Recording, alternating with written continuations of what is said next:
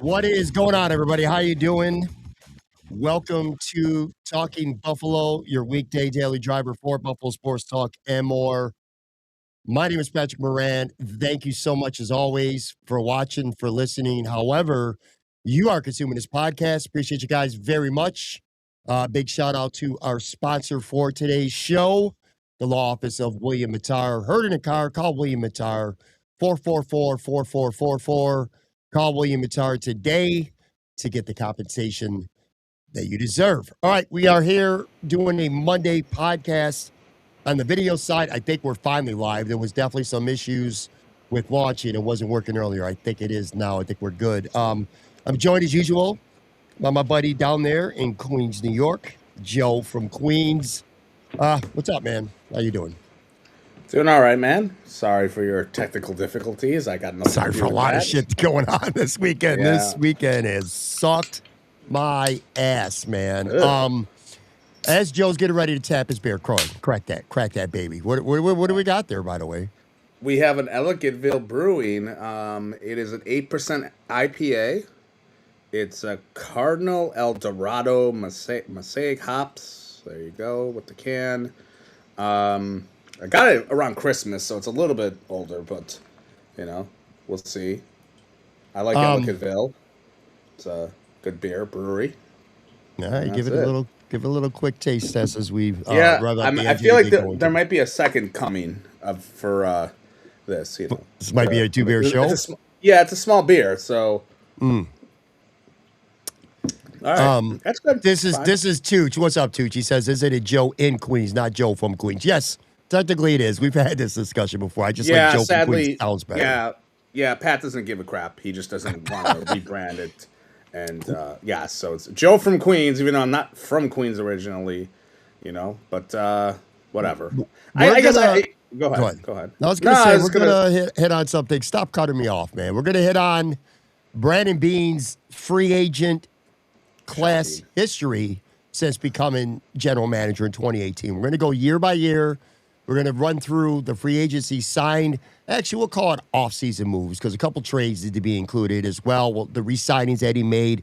And I'm going to run through them year by year with Joe, and then I'm going to ask Joe to give a grade for each offseason. And that's how we'll come up with comparing and ranking Brandon Beane's free agent classes. Joe has been on the record as saying, well, he's not a big fan of Brandon Beane personally. He's actually liked what he's seen from Brandon Beane this offseason. So we'll get into that today. Damar Hamlin resigns for a year to very strong reaction on both sides of the fence. We'll kind of get into that. I got a kind of a take in response to some people who've been beating me up and being bullies to me on social media. Bullies.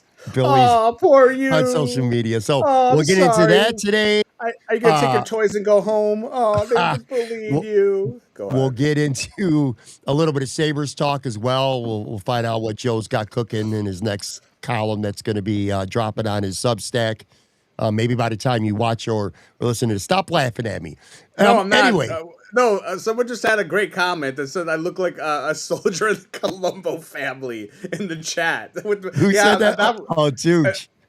Joe's looking like a soldier in the Colombo family. I felt like I'm wearing a Liverpool jacket, from I don't even know, Liverpool, the soccer team from 6-7 years ago. I bought, but it was like a retro one. And I feel like I look like a NASCAR, like a race car driver, I feel right now. Because I usually am wearing the Roots of Fight hoodies, but I decided not to. But yeah, I like the Knights of Colombo. Yeah, what's going on? Hey, and do a stupid Italian stereotype shit. But anyway, hold on a second. I just screwed up. All right, I was hitting something there. I was wondering where that jacket was from. I had no idea what team that was. There's the symbol right here. So there it is. Nice. I want to let people know real quick before we get into today's show, regular listeners and viewers for this show, I don't know how this week is going to play out. This is I've kind of been open about it and have talked about it a handful of times on the show. One of my best friends who I just spent, a week with a couple weeks ago in Florida is he's late in the fourth quarter with his journey with cancer. There's 5 minutes left. The clock is ticking. So when that happens, I'm not going to give a shit about this podcast, quite frankly, for a day or two, I'm sure, kind of. So anyway, just kind of bear with me. I'm sure I'll put like something on social media. If there's going to be a show, or if there's not going to be a show, I'll put it on my social. But just want to let people know what was going on with that. But yeah, dude, I don't know, man. I'm trying to keep shit together here, dude. Yeah, I'm sorry, man. It's not. I know. Thank you. It's just it sucks. It's a shitty thing, and we've all had people close to us, that it passed, and sometimes it just doesn't feel like it makes any sense. And this is one of those situations that I find myself in right now with my buddy. He's hanging out. He's at Roswell. He's fighting the good fight, man, and he's in good spirits, but it's deteriorating and quickly. So yeah, prayers to him for a peaceful, quick, painless kind of ending. Let's get into some football talk. It'll be therapeutic for me today. Sure. Like I said, you've been. By the way, real quick, I Go just ahead. saw this on Twitter. My apologies. AJ Epinesa is not signing with the Browns. I don't know if you saw that, but he's not I saw that in a signing. comment, and then all right, so you're confirming I just that. went on Twitter. There it is. It's not happening. All right, let me read a he's tweet. Sure. The Browns have decided the Browns have decided they were not comfortable with defensive end AJ Epinesa's physical and will not sign him to the 1-year contract they agreed to. Epinesa is back on the free agent market. Wow. Yeah, that's one more Bills free agent or defensive free agent who's back on the market that no one else has really been on the market for. Real quick, I don't know. I mean, who knows what his medical is with other teams? That's kind of weird with the medical stuff. Do you have any interest in an AJ Epinesa reunion? No, he's like the Dawson Knox on the defense for me. I didn't want Dawson Knox to come back. I know you fucking ball watched Dawson Knox until the end of time. Same with Colleen and anyone else. No, I don't want AJ Epinesa back here. The thought of him being like an outside linebacker, no, I'm done. Move on. It's cool. Enjoy. What do you? I just put a comment on. I'll read it for people who are actually listening to the show. It's from Growing Up Buffalo. He says, "Say what you will about McDermott, he did a lot with little talent." What's your response to that? Because when you look at this free agent period and this market, which we'll talk about a little bit later this year specifically, almost everybody who is a Bills free agent on the defensive side of the ball is still going into week 4 now, still unsigned. Yeah. They're not. No one is. They're out there still. Cam Lewis, I think, is the only defensive player who signed a contract with another team. I mean, there's just a shitload of guys out there. Do you credit that to Sean McDermott did more with less, like kind of the commenter was suggesting? Yeah, I mean that's what we were doing all season. Like, you go back to the regular season, we talked about this defense not having a lot of talent, and then it was like bend but don't break, and we were saying that because guys weren't showing up that they had signed. Now, with that being said, depending on who you listen to, there's definitely a narrative coming from One Bills Drive that Sean McDermott wanted all these guys, and that's kind of like how they're playing it up. Like, these are all his guys. He wanted to re-sign Trey White and Poyer and Matt Milano and all these guys. Like, it's all him. That's what he wanted. And I'm sure there's some. I don't think, as I've said this before, I don't think Sean McDermott went out golfing and was like, yeah, man the fort. I'll see you, Brandon, in May or June or whatever. Like, so it does look like that in a sense. It's also, I think this is what happens when you have a new coach that leaves, and or new coach that comes in, and guys are like jettisoned. In terms of guys not signing elsewhere, I'm not shocked. I mean, Matt Milano's 500 years old. He's an old guy. He's gotten hurt a lot. He feels like someone like a Lavelle Joseph type of guy who's going to be on his couch until August, and someone's going to sign him and be like, all right, come on in. Same with Trey White. The older guys, especially, that's how it is. When you're a veteran, like, these guys are old. These guys have been around for a while now. So it doesn't shock me, in terms of that, but that's just how it is. I mean, we'll see what happens with this new defense and this new, they're obviously it's a new era for the Bills defense, especially with personnel and guys leaving, A good point to make, and in fairness, too, is I think we're at the point of the offseason. A lot of the Bills free agents are older. Guys like Daquan Jones and Matt Milano and Shaq Thompson and Trey White and Joey Bosa, all these guys who are unsigned still. I think teams are at the point now where they want to draft. And then what they don't get in the draft is when they'll circle back around to free agents that'll still be out there. I still say for the most part, I feel like Sean McDermott did a good job, maybe with a little less talent than some others would suggest, because, again, maybe that's why, in part, some of these guys are still out there, but there's just so many guys still out there that you have to wonder that there's no market for any of them. Like Damar Hamlin has been a free agent now 2 straight years and ended up back in Buffalo because there was no market for him. And I kind of think a lot of these other guys are going through the same thing. Let's get into, like I said, the meat and potatoes of today's show. I want to go year by year, starting with year 1 of the Brandon Beane era. And here's what we'll do. You made this list, I think, from last year, and then I just added the past year or so on it. We'll go key external signings and re-signings. So basically, Brandon Beane's off-season additions to the team year by year. I'll throw it to you for evaluation, and then I want you to give me a grade, like if we're in school. And that's what we'll kind of come up with here. Let's start with 2018. This was Brandon Beane's first year as general manager. Key signings: Star Latulippe, Trent Murphy, Chris Ivory, Vontae Davis, A.J. McCarron, Russell Bodine, Jeremy Curley, Raphael Bush. Good Lord, that is not a very good list of free agents. Re-signings, extensions, 2 you have here: Lorenzo Alexander and Deontay Thompson. That's your 2018 Brandon Beane first year class. That's not good. I'll take it. Yeah, take it over, man. Sure. Go ahead. We'll start with the re-signings. Like Lorenzo Alexander was a good re-signing. I wish they kind of had him. He was a very good, solid player for us. It's crazy. Like he hasn't played. He retired in 2019. It's like 7 years ago. It's just such a long time. But he was a versatile guy, so I was cool with that.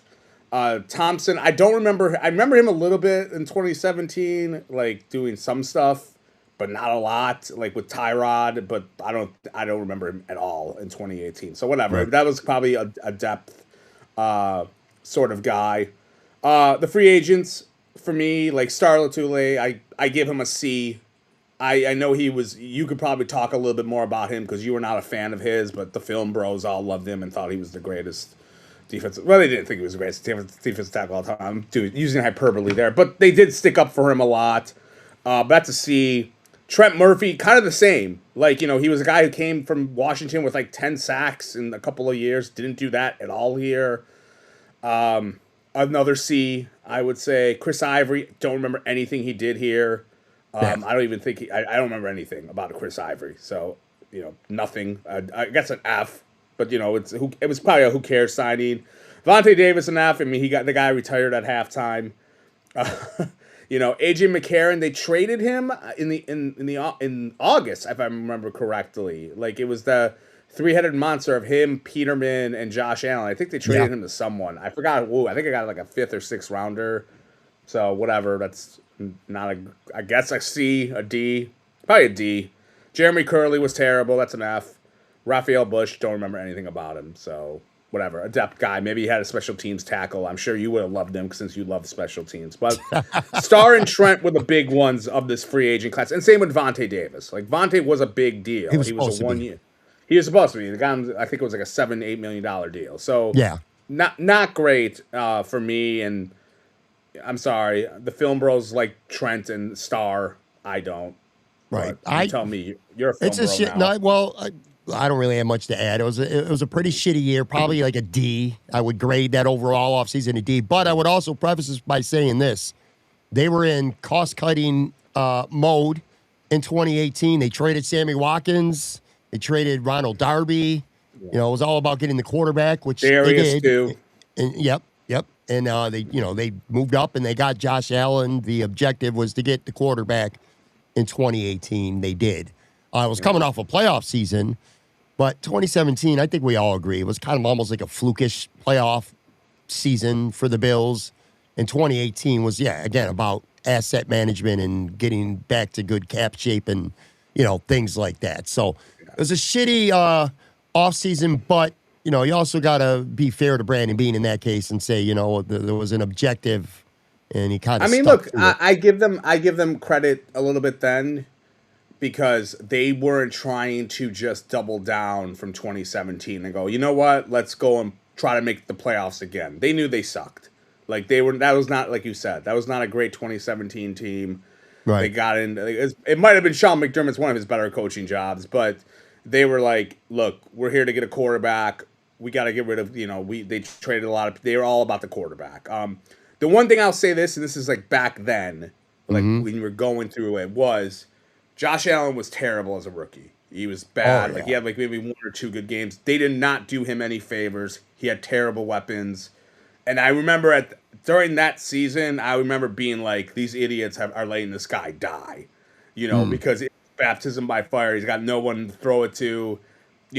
Robert Foster was his number one wide receiver when that season ended, and Robert Foster was out of the league like a year later. So they didn't do him any favors. You know how, like, a lot of people will own up to being wrong about wanting Josh Allen in the draft. I'm one of them. Sure. I wanted Josh Rosen. I also was very critical as a rookie prematurely and way too early on Josh Allen. Like, I probably have a couple embarrassing Facebook statuses and tweets from 2018 during that season where Josh looked anything but, he was a guy who flashed talent, but he was just so inconsistent. It was, it was a very polarizing time then, because I think there was a lot of like, I had always liked Tyrod and I was fine with moving on, but I thought there was like a double standard where Josh was getting a pass for having horrible games, where I was like, Tyrod wouldn't have gotten this pass, before. And then there was this like how they had guys around it. I mean, it's an amazing how good he got. Like that has not happened. Right. That does not happen a lot where he struggled as a rookie. He was not very good. He was only good against Miami that year, and that was it. And it was a disaster at times, and he looked like he was. He just looked like J.P. Lossman running around back there a little bit, like a bigger version of him. It was terrible, but hey, he figured it out. 2019. Let's get to 2019. Your description is culture build starts showing. External signings: John Brown, Cole Beasley, Mitch Morse, Ty Nsekhe, Kevin Johnson, Andre Roberts, Frank Gore, Spencer Long, Quinton Spain. Re-signing, the only significant one yet we have on this list is Jordan Phillips back in 2019. But the basis of what became a very good Bills offense obviously was kind of formed in this offseason between Brown Beasley and Mitch Morse there. Your thoughts? This is probably Brandon Beane's best offseason he's had. Yeah, I think so. I would 100%. Like, Diggs was great, obviously, but like John Brown, I'm giving him a B. Like Smoke was great in 2019. He had over 1,000 yards. He was Josh Allen's number one wide receiver. Beasley was good, and like his 2020 season was awesome, where he had like almost 1,000 yards, and he was just a stud in the slot. So Brown gets a B. Cole Beasley another B. Mitch Morse, I'd probably give Mitch Morse an A, because like he stayed a little bit longer than Beasley and Brown did, like he did. So he was great. He was an anchor on that line for sure. Ty Nsekhe, who the heck was he? I don't remember. He was a backup offensive tackle. Okay, he was like a swing tackle. Depth guy. Depth guy. I know. I don't want to give him like an incomplete, whatever, or just a dude. Like Kevin Johnson, I remember him. He was pretty good as a corner. He was their number 2 corner that season, because it was Trey and then Johnson was the other guy, and Levi Wallace. They kind of were a platoon, but Johnson was pretty good for them for what he was. Andre Roberts, he was like your token kick returner. I don't remember off the top of my head if he had a touchdown that season, like a kick return, but he was just their kick returner. So I don't really have an opinion on it. Frank Gore was a little bit of a, I would say give him like probably a C to a D. Gore was very much like, there was controversy. I remember that season because Devin Singletary was a rookie. Whenever he was on the field, Singletary, you saw the offense had more jump than when Gore did. And there were at times where they were splitting the carries where it was like, dude, stop giving the ball to Gore. Like, Gore's 100 years old. Nice story, but let's move on. Quinn in Spain, like, I thought he was a really good pick. Or they found him, and I thought he did really well. He got extended after this season. I would give it a B, but then it obviously went to hell pretty quickly afterwards in the following season. But yeah, this was a great. This is I don't want to say sunglasses Beane, but I would say sure, give him his flowers. And Jordan Phillips, I mean, he's old now and he's been with the Bills 1,000 times, but in 2019 that was a pretty decent re-signing too. Yeah, because he thrown out there. If you remember, he got cut by the Dolphins in 2018 in the middle of the season. The Bills got him on waivers, and then they extended him, and he was awesome in 2019. He had like. That was another film bro controversy because he had like 9.5 sacks and the film bros hated him and you liked him a lot. And, you know, that was kind of it. So, but yeah, he was good. I do want to say too, I mean, we're not talking drafts. We're not evaluating drafts. This is offseason editions, but Ralph Wilson in the live chat did point out something. It is worth mentioning. They could have had Wyatt Teller. That was probably Brandon Beane's worst decision of 2019 was trading Wyatt Teller to the Cleveland Browns. That was definitely a misevaluation of his talents. What did Christopher's Vito Spatafor dressed like Vito Spatafor. That is funny. You do look like you should be hanging out at like that coffee in front of the coffee shop in one of the Soprano episodes right now. Satriel's, man, or Satriel's, and then the there was another place, but Satriel's was the pork store, the Bada Bing maybe. Yeah, I love this outfit. I'm wearing this every week now. Thank you, everyone. Let's do this. I'm going to take a real quick break, like a 5-second break on the video side, and then we'll continue. We're going to get into 2020 and beyond with Brandon Beane right after this.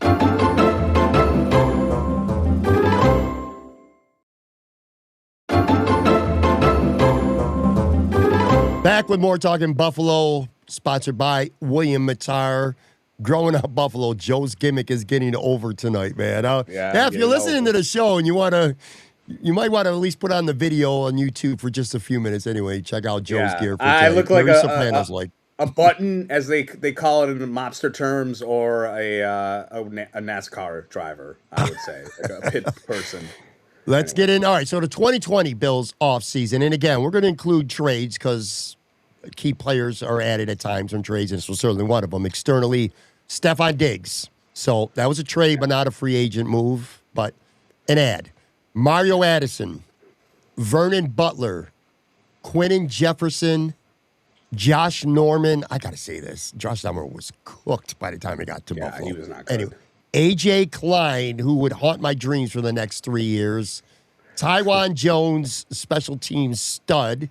Oh, God. You got that. He's better than the Diggs move from Pat, probably, because he used the special teams. Yeah. Re-signings. Darrell Williams, Jordan Poyer, Micah Hyde got an extension. So this is a very top-heavy. Like, the top moves were really good, and the rest were really bad. But your thoughts? Yeah. I mean, Diggs, that's an A move. He did so much for them. You know, it's funny. At the time, I will just say this. I thought the compensation then was a lot, and the reason why I thought that was kind of like a little bit of like the Waddle Moore thing a little bit, where Hopkins got traded from the Texans to Arizona. I want to say that trade was like a third and like a running back that Arizona, like David Johnson, I think, sent back to Houston or something like that. Yeah. And Hopkins at that time was awesome. Like, he was a top 4 or 5 wide receiver. Where Diggs wasn't, like, Diggs had like a really one great year in Minnesota, and the rest were okay. So I was kind of like a little bit annoyed, like, you could have, look at Hopkins, and like, you know, and ends up, you know, Hopkins had maybe 1 or 2 really good years left, and he was cooked. But obviously an A signing. Mario Addison was like the one I would give him like a C. Like, he was one of those guys, like, he would have like I think he led the team in like sacks maybe that year. Like, he would get like 7 to 8.5 sacks here and there. Mm-hmm. So I was like, all right, this is the Carolina connection. He's fine, but he shouldn't be your best defensive end or anything like that. But that's kind of what he was, statistically speaking. Vernon Butler sucked. F. He didn't do anything. Quentin Jefferson. Terrible signing he was, man. Yeah, Butler, Jefferson didn't do anything. Josh Norman, like you said, he was cooked. Derrick Henry killed him on live TV once with his stiff arm, so that's an F. AJ Klein, F. Like, he was their starter. Like, they had him in pencil. It was before they did, like, because Lorenzo Alexander retired. Because remember, it used to be, like, they would have Edmonds, Alexander, Milano as their 3 linebackers. And then when Alexander quit, or, retired, excuse me, they were like, all right, AJ Klein's going to be the new guy. And AJ Klein was so terrible that they put Teron Johnson on the field more. So he was like the 5th corner, the linebacker, and then AJ Klein subsequently lost his job at some different points, haunted Pat's dreams and all our dreams. And Tywan Jones, Pat wants him on the Hall of Fame because he's plays special teams, and Pat loves all these special teams. There's like he's on the ball washing Hall of Fame for Pat, like him and Reggie Gilliam. Jones is on there too. Just so you know. Let me add it. And again, the re-signings, Poyer and Hyde, getting both of them, in 2020, that was very significant. Growing up, Buffalo said in the live, the jury was still out on Diggs if he was a true number one. Not that different than DJ Moore. I was just looking that up while you were finishing up there. And, I mean, so he had 1,100 yards receiving in Minnesota in 2019, and he had just over 1,000 in 2018. And a couple people are disagreeing with what he said in the live. DJ Moore statistically had better seasons than Stephon Diggs did before he got to Buffalo. So I don't know if he was a true number one or not, but he had. I feel like he's not a lot different from DJ Moore. I'll say that. Whatever you consider DJ Moore and Diggs, you could say that, but they're not different from each other coming here, I believe. I mean, Adam Thielen was really good with Diggs, so he may have at the time took a lot of the shine from him because they were both really good. Like, it was 1A, 1B. Thielen was. I think he had over 1,000 yards at that point, and then. I don't know, the Minnesota, that they had Case Keenum, and then it became Kirk Cousins, and Kirk Cousins was just, they changed their philosophy. They ran the ball more. That was kind of what made Diggs want to get the hell out of there. Mm-hmm. But yeah, so there you go. As we're going through this and I'm looking and I said we're going to do grades, but I didn't pre-think like what I would grade any of these classes. And I look now and I feel like this might have been the best offseason because you got an elite receiver and you re-signed Jordan Poyer in 2020, who made the All-Pro in 2021, and he was a Pro Bowler in 2022. And Micah Hyde was great for a couple of years after that. So, I mean, you got Diggs, Poyer, and Hyde, literally 3 All-Pro caliber players here to the mix. Now, 2 of them, you could I'd still go 2019 because 2 of them they re-signed. Whereas 2019, they brought in Brown Beasley and Mitch Morse. Yeah. And Kevin and I think it's close, but like that season felt more of like you're finding guys who aren't like. Look, I think a lot of teams wanted Diggs in 2020. We'll just say that. I don't think a lot of people wanted John Brown because John Brown, if you remember, he had a 1,000-yard season. I think with Arizona maybe or Baltimore. I forgot who we did that with. But like he was injury plagued. So it was like, okay, we're going to bring this guy in. Beasley was all right in Dallas. He was like a 60, 70 catch guy, but he wasn't like killing the town or anything like that. Right. That felt like Brandon was a very good GM where it wasn't like, it was moves where I would look at it and go, okay, it's fine. And then they were like, oh, these guys are good kind of thing. So that's why I feel like that one's, but I get it. Diggs was great. And like he put them forward, so. Well, and the other the other things, the few people who were critical about the Diggs trade were like, yeah, he was great, but we could have had Justin Jefferson, which is true. But you also could have drafted Jalen Reagor instead of Justin Jefferson. Justin Jefferson was no lock for the Bills to take if he would have been there anyway. Reagor actually went before Justin Jefferson, I believe. You do that, dude. Look, when you have a young quarterback, like the Broncos just did it with Waddle. They traded a first for him. 100%. They're doing that because they have a young guy. Bo Nix. I mean, I don't think Bo Nix is great. Like, it's still a lot to prove. Josh Allen after 2019, he made a couple steps forward, but I was still not convinced in 2019. I mean, he was terrible in the Houston playoff game. He wasn't good. I remember that year. That whole year was all about the defense was carrying the load, and like Josh was just like there were games where the offense looked like crap. And I remember there was like a stat I like always would tweet out where like I think in half the games the offense scored 2 or fewer touchdowns in like half those games. I was like, what the hell? You need to figure this out better. And Right. at that point it was like, hey, get Josh Allen in there. So Right. or get Stephon Diggs, get a guy in there.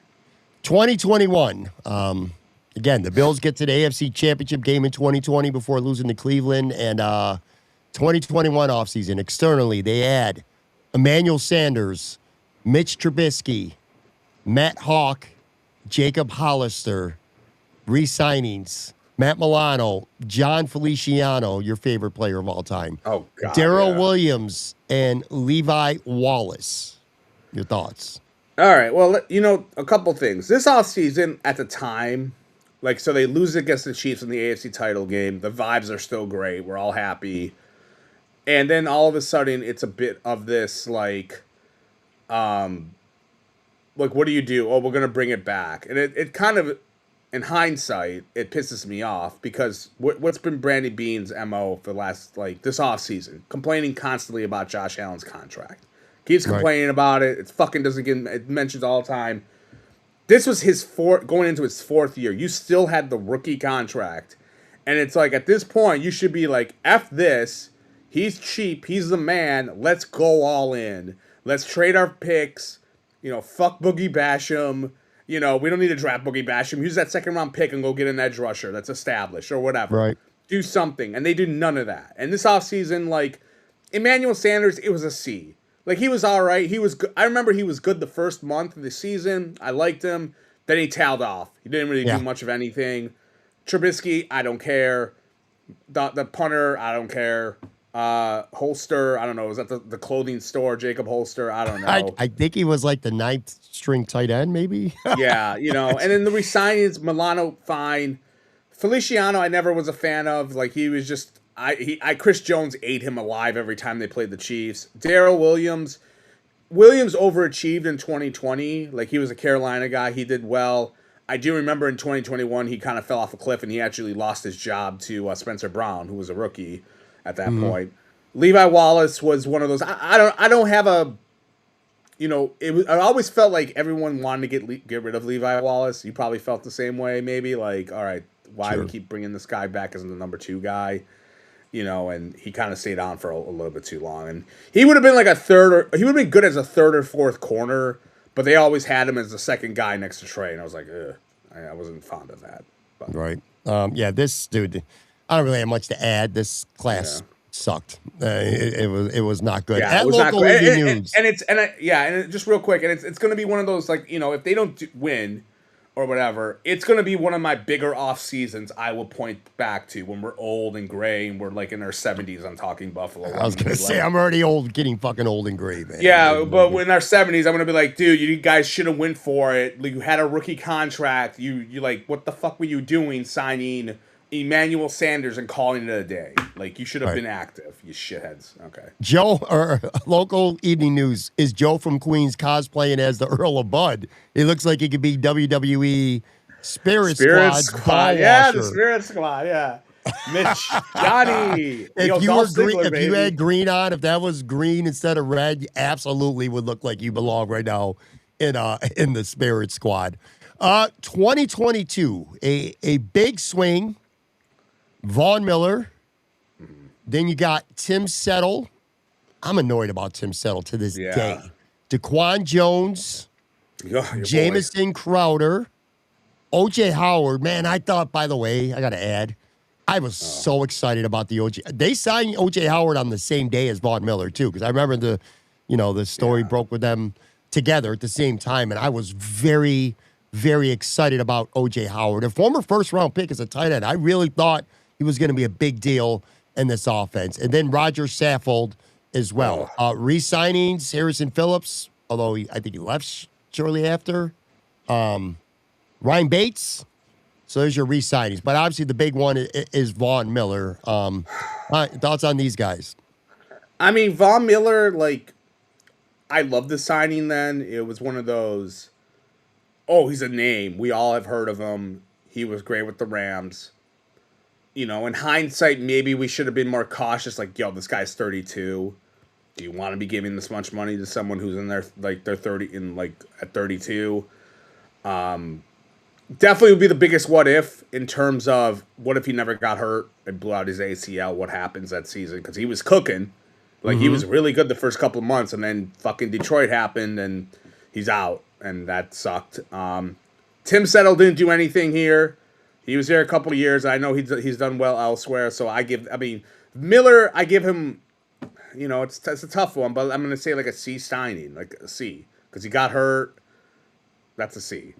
Settle, he didn't do anything here. He's a D. Like, he didn't do much. I know that could be what Brandon Beane was saying, I'm sure, when he was trying to get fucking McDermott canned. Like, this was my defensive tackle, and this scheme is too complicated, and this is why he's doing good in Houston or wherever the fuck he went to. Yeah. Your boy Daquan Jones, he's been here forever. That's probably I don't remember thinking anything when they signed him, and that could be like a C signing because he lasted so long. Jamison Crowder, so that guy I remember because they had just cut. Crowder was from the Jets, and it was this is when you started having the trend of, hey, you know what? This wide receiver they just brought him, he had these numbers with a shitty quarterback. Imagine what he'll do with Josh. And Crowder had Darnold, and that was when Darnold wasn't good. And I think he had a 70 catch season. He was really good a couple of different years, and he was supposed to replace Beasley as the slot guy. And I'm like, all right, this makes sense. Beasley's gone. Give this guy. And Crowder did nothing. I think he played a month and got hurt. We never heard from him again. Yeah, he was whack. And he was toast. O.J. Howard, your boy. He got cut. 2.5. This is how much I like the signing, Joe. I didn't look this up off the top of my head. I remember he got $2.5 million guaranteed and still got cut. That's how ineffective he was in camp. That they cut him even though they guaranteed him $2.5 million. I remember that. Yeah, it was definitely, and I just remember him getting cut. It was like, okay, that didn't make any sense. But I don't know if he had the worst training camp of all time or whatever, but it was, and he did okay, I want to say, when, because he went to Houston, and I think he was all right. I'm not going to say he was God, but I thought he did pretty good there, or decent, but whatever. That was the time, because Dawson Knox had just had his big year, and Dorsey took over. And allegedly, Dorsey wanted to have all of this, I need a 2 tight end offense. That's always we ever heard of, and that's what was supposed to be that, and it never worked out. Yeah. No, I think you're wrong though. You're right about Howard going to Houston, but I was looking it up. That was it for him. He had 10 catches that year, and then that was his last year in the league. He had one good game, I think, when he had 2 touchdowns. Then never mind. He had a really good opener, I think. Okay, but whatever. Anyways. Yeah. Look, in fairness to Brandon Beane, we all wanted him to make the big swing, and Von Miller was a big swing. And as Growing Buffalo in the live chat pointed out accurately too, he had 8 sacks in his first 10 games. Then he blew out his ACL. So that's accurate. That's what they needed. They needed somebody to get after the quarterback, an elite premier pass rusher. That's what Von Miller still was when they took the swing, and unfortunately, he got hurt. Daquan Jones, I'm not the biggest fan of him, but he was fine for what he was. Tim Settle's one of those Sean McDermott things. If you want to really, I always feel like there's one area that you could always point at Sean McDermott. It feels like defensive tackle was just a position that consistently underperformed, and the evidence is when guys go somewhere else, Tim Settle, Poona Ford, and they look so much better than they do with Buffalo.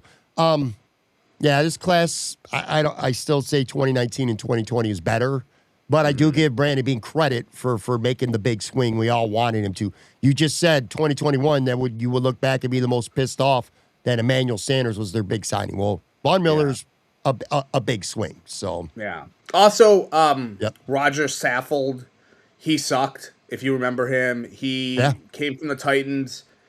This is where when everyone says he's a Pro Bowler, don't ever buy that, because I do remember it being he's a Pro Bowler, and they had cut him, and it's if you're a Pro Bowler and you get cut, that's not ideal, and he was not good here. He was a guard, and he wasn't good here. And Anyway, Diamond Pickle said, are we sure Von Miller was still an elite pass rusher when we signed him? Well, I mean, he had 14 sacks the year before. Actually, let me take that back. He had 9.5 sacks the year before. He was still an elite pass rusher when the Bills signed him. He just got hurt. Anyway, let's move on because we want to get to a couple more of these years and some other things too. 2023, offensive line and depth overhaul season. So external adds, Connor McGovern, Taylor Rapp, Leonard Floyd, which didn't come to May, Trent Sherfield, Deontay Hardy. That was their first signing. And by the way, to this day, are you actually going to say Deontay Hardy and get his name right? Because I don't think you've ever said his name right on this show. Why don't you blow me and get it right, okay? Go ahead. Jesus. Damian Harris, Latavius Murray. That's your ads. Re-signings, Jordan Poyer, Tyrell Dodson. And I'll add that this was not 2023 Jordan Poyer was not the same as 2020 Jordan Poyer re-signed. Well, he had just 2022. He had just was an All-Pro in 2022. 2021 he was. 2022 I thought he was 22. Oh, okay. I thought he was an All-Pro in 2022. Yeah, but it was one of those, you could see signs that he was starting to not quite be the same player. But anyway, yeah, this was, to me, this was a solid free agent class, I would say. Solid. Mm-hmm. You know, McGovern is still here, so I gave him a B. He's a good guard. You know, I think he's been good. He was their big signing that summer, that offseason. Rapp, D. He wasn't. I mean, look, they signed him. He didn't play his first freaking year here. I know, but I thought he was pretty good until this past. He was horrible this year, but I actually thought the 2 years before that he was pretty. Right. He was pretty good. I'll give him a C. Serviceable. Yeah, he's okay. It's okay. It's okay. Leonard Floyd, I liked him. I give him a B. I thought what he was good. Like, he got 10. He's the only guy in the Sean McDermott era who had over 10 sacks, which is incredible. But I thought he was good. Like, what he was. I know he tailed off at the end a little bit that season, but he was. I would give him like a B minus, etc. You know. Trent Sherfield, F off, D plus. Hardy, F. Like, sorry, he was. I know he had that one kick return for a touchdown in the finale. I was going to say, dude, he did only one thing good the whole season, but boy, that was the biggest kick return the Bills have had in a long time because they needed it. They beat the Dolphins to win the division in the number 2 seed. So he did deliver one play, but overall, he was not what they thought he was going to be. Yeah, and he was, again, like going back to Crowder, another guy who was like, oh, wow, he did this well with, I think he had like a 70-catch season with like a platoon quarterback, like Winston and some other guys. I don't even remember what he did, but it was like, oh, okay. And he did nothing. He was like nothing in the passing game at all. Damon Harris, he was the guy from New England. Got hurt. I never did anything, so that's a D. Yeah, that was it. His career was over after that. Yeah.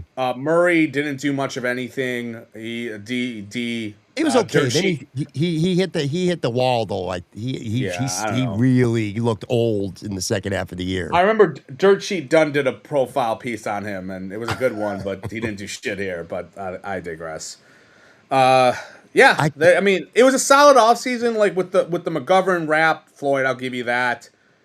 You know, and Hardy, I think they wanted him to be the third guy next to, and he just wasn't. He was sucked. You know, he was their first free agent signing, and he was like, it was not nothing either. Like, they gave him a good buck. He was a huge disappointment with this team. I will add also that Damian Harris got hurt. Latavius Murray hit a wall. This was when the Bills signed during the season. They did Ty Johnson from the Jets practice squad, and he's turned out to be, an excellent. It was. That was when. Andy Isabella. How do we forget Andy Isabella? A big swing, Andy, man. That's what. That's what was one of the reasons me and Pat broke up when that summer, because Pat overhyped the crap out of him. And I was like, dude, this guy sucks. And, like, the only reason why people like him is because he's a high-motor white dude. And you were like, how dare you? And I was like, dude, it is. Like, everyone's, like, loving him because they're like, oh, he's going to be the next Chris Hogan. There's Andy Isabella never had Josh Allen as his quarterback. Yeah, exactly. Never. By the way, so, again, for people who are listening, and I say it all the time, man. I actually prefer people listen to the show just because I think the audio quality is a little bit better, whatever. But I will say, because of your gear tonight on the show, I'm getting some awesome comments. Robert Leader 7368. Joe dances to the American Nightmare song because somebody said you look like Cody Rhodes now. That's the latest one. That is fucking funny. By the way, Dane Jackson was a re-signing the year too. All right, 2024, the post-Diggs, they trade Stephon Diggs, the reset era. External ads. Curtis Samuel, Mac Hollins. Let's take a second. Everyone, a moment of silence for our friend Mac Hollins. Okay. Mike Edwards, Nicholas Morrow, Casey Toohill, Will Clapp, Lyle Collins. What the fuck? Deshaun Williams, Chase Claypool. The MVP of OTAs, according to Mafia Matt, Chase Claypool, the MVP of OTAs. Yo, he looked amazing in OTAs. There was a lot of hype going into Chase Claypool in the training camp. All right, Deion Jones, Dewan Smoot. You forgot to write this one down. MVS. So there's your external ads. Re-signings, Daquan Jones, AJ Epinesa, Taylor Rapp, Ty Johnson for, kind of, Daquan Jones was the starter. But anyway, the re-signings were fine. Anyway, that free agent class looks, with the exception of Mac Hollins, of course, looks whack. I mean, this was a season this offseason, I didn't put it in here, but that's when they traded Diggs, like you said. They cut Trey White. They cut Morris. Gabe Davis walked. I'm missing another cutter, so it definitely felt like a reset. A transition year is what Brandon Beane said it was. He said it on the record. They got Poyer too. Yeah, it was a transition year for them, and these signs are all pretty. Look, I know you love Mac Hollins, but I'm sorry, Mac Hollins it's a C, maybe a C minus. That's a stupid grade right there. Oh, he's easily a B. At worst, he's a B. Oh, God. You know what? Why don't you go become a Patriots fan? Why don't you fucking go and we call Talking New England like a spinoff where all you do is we're going to talk about Mac Hollins and all of his snaps. Just do that. Ball wash him, get the Rogaine, get the freaking Manscaped, get all that shit, and, just ball wash him. I'm so sick and tired of you. Look, he was a C. Okay, and it's his time. Who am I saying? Mitch Morris? Yeah, you say Mitch Morris. Mitch Morris. You always say Mitch Morris. Oh, it's Mitch Morris. Morris. Mitch Morris? No. Morris. Yes. I think people they see it all. I'm not whatever. he's retired anyway. He's got a podcast. I'll mispronounce anyone's name I want. I don't give a shit. Pat doesn't pay me, so I'm gonna do that anyways. Okay, but overall, this is not a great class, and it's incredible they went 13-4 that season and went to the title game. And this is peak Josh Allen. This is clearly, this is literally MVP Josh Allen here. Yeah. But the Curtis Samuel thing, terrible signing. One of the worst signings they did. Just awful. When you look at this list, we've run off a bunch of names, and I refuse to call Von Miller a terrible signing because the injury changed everything. The fact that he had 8 sacks before he got hurt tells you what he was. Curtis Samuel might be the worst signing of the Brandon Beane era. When you think about what he got paid, what is all the guys we've run off over this last, first 4 or 5 years, maybe Starlo Tutele at least had some value in some ways for some period of time. Curtis Samuel never really did anything with the Bills in 2 years, and he got paid. The Steelers guy who we're about to get into was pretty bad. He paid a decent amount for the Steelers guy, the one they signed who got popped with roids and hardly played. Oh, yeah. That was a pretty bad. And they paid him $6-7 million. That was a bad signing. But, he might just say, it was McDermott's fault. Jokes aside, we go back and forth over the Mac Hollins thing. The one thing we'll agree on, Mac Hollins was clearly the best signing of this class, which should not ever happen. Mac Hollins should never be the best signing of an entire offseason. And Mac Hollins clearly was. Real quick, let me ask you this. Of all these guys, who is the best free agent acquisition of Brandon Beane? I got to say, he's up there right now is the guy they just re-signed, Connor McGovern. I think he's been excellent on the line for 3 years and running. He's going to be here for the foreseeable future. I thought Cole Beasley was an excellent signing. Off the top of my head, probably one of those two guys, either Cole Beasley or I don't even want to say his name anymore because I'm mispronouncing it. Mitch Morse. Yep. I got it. Okay. I probably would say he was their best free agent signing. I would say. I think it's him. He was good. He was good. I mean, he was here for multiple years. I mean, he had the concussion issue the 1 year.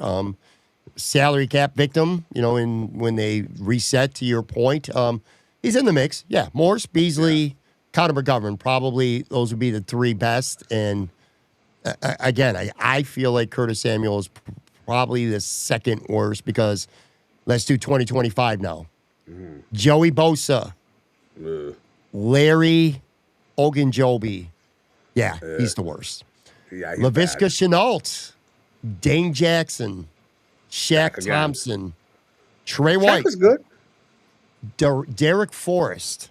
I was high on him when they signed him. Of course you were. You were high. That's why. There were a lot of re-signings. Last year was the year of the re-signing and the extensions. Groot, Bernard, James Cook, Benford, Ty Johnson, Damar Hamlin.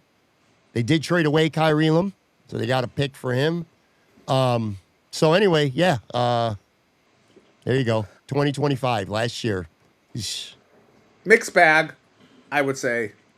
The mixed bag. Sure. I mean, Michael Hoyt's probably like the bigger, man, if he stayed healthy. I know you got him in the ball washing Hall of Fame because he had that amazing 6 quarters where he dominated Andy Dalton, and you were like, "Oh my God, I gotta do 17 film sessions with Podfather." I forgot about mentioning Michael Hoyt. Hoyt. Good. No, I'll give you a pass. You've been going through a lot with your, it's bad research. But yeah, a mixed bag. But it's not the greatest. Through that we just went through that whole exercise. It's not. You got Cole Beasley. You put Cole Beasley there. Cole Beasley to me had 1 really good year, 2 solid years, we'll say. His last year in 2021, he was not nearly the same. They had the whole COVID shit. He was annoying as hell on Twitter, and he got to, he fucking wouldn't get the shot, and all that shit was fucking annoying and all that crap. John Brown was good 1 year, and then he was good the start of 2020. Then he got hurt, and he was done. And then, remember they brought them back in 2022. One day we'll do this, maybe in the middle of the season. We'll do the signings he brought in during the season and see how that is, because that's its own podcast in a way, because he brings guys in during the season who end up playing. But it's not the greatest. I don't really understand where the memes of sunglasses come from. I mean, I guess I do. It's from Josh Allen, trading up to get Josh Allen. I think is when he was dealing and making so many different moves. Yeah. So you said this was a mixed bag, and I agree with you. The problem is the 2 guys who I think were excellent free agent signings last year is Trey White and Shaq Thompson. Neither of them should have been. You know what I mean? Those should have been guys who weren't starters, but both of them were, and both of them were good. That's the pleasant surprise. But on the other side, in, Brandon Beane's reiteration yet again of trying to get the defensive line right and failing to do so, he signed Joey Bosa, who melted away as the season went on. He just played too much. I don't know what I got to assume that's what it was. And Larry Ogunjobi, who was without question now the worst Brandon Beane signing ever. I mean, the guy didn't even fucking dress in Jacksonville for the playoffs. And in Denver, he literally cost the Bills a takeaway. He was the worst signing by a mile. I still get mad thinking about that, too, because they could have gotten out of that deal. That's just a terrible evaluation by Brandon Beane. It was bad. And let's not forget, Beane popped for PEDs for both Hoyt and him.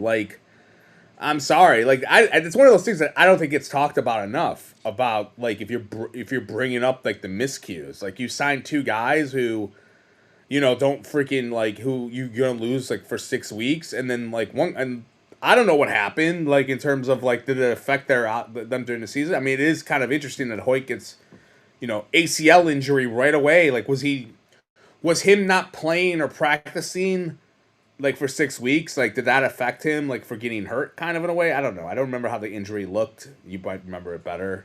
In terms of like maybe he was too rusty, but like that's just that shouldn't happen. Like you don't sign two guys who like if I remember correctly, they knew about one guy who was getting popped and the other guy they didn't. Which is like, dude, like walk away. So that doesn't look good. But overall, it's just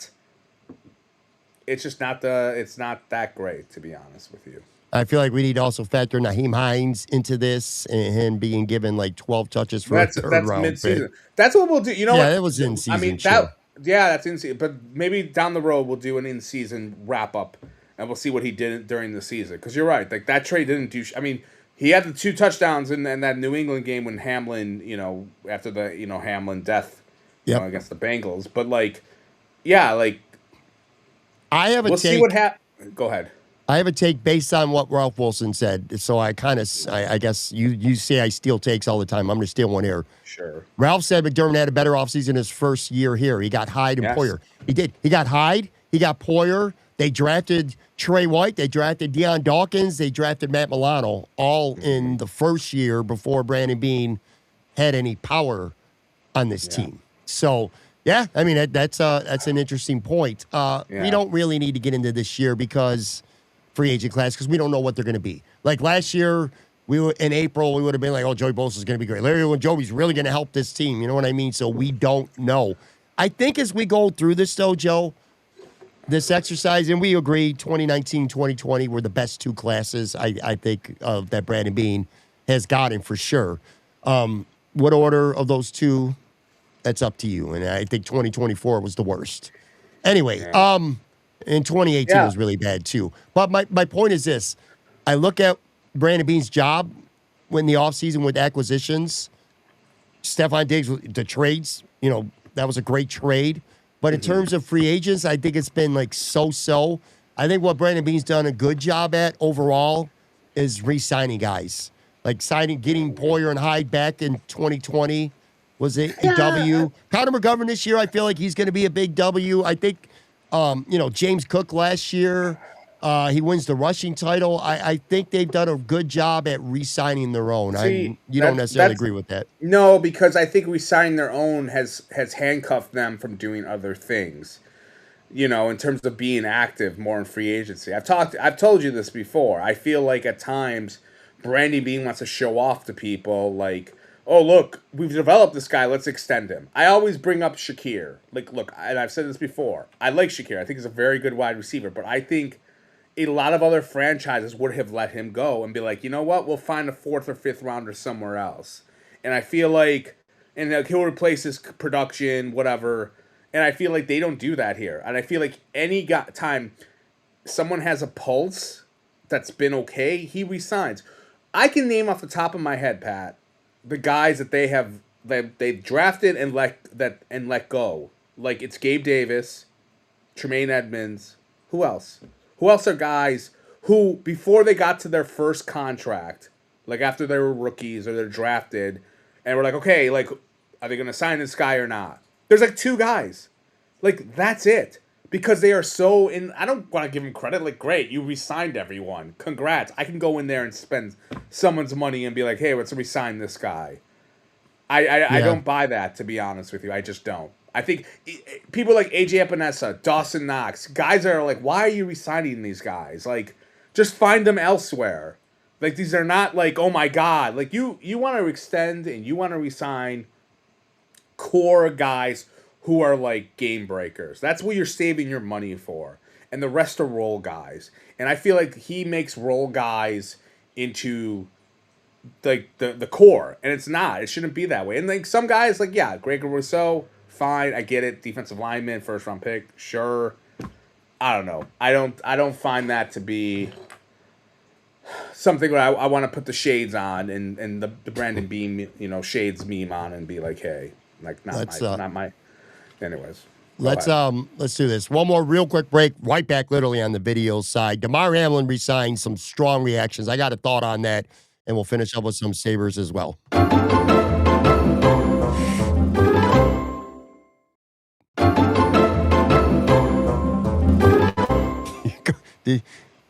If you're a wrestling fan and you know who Fandango is, Joe was Don't be fucking with stealing me my today. heat. You're stealing my heat. We were talking today about. I said I had a Damar Hamlin take, and he was like, "Oh Jesus Christ!" And, and he started comparing me to Fandango.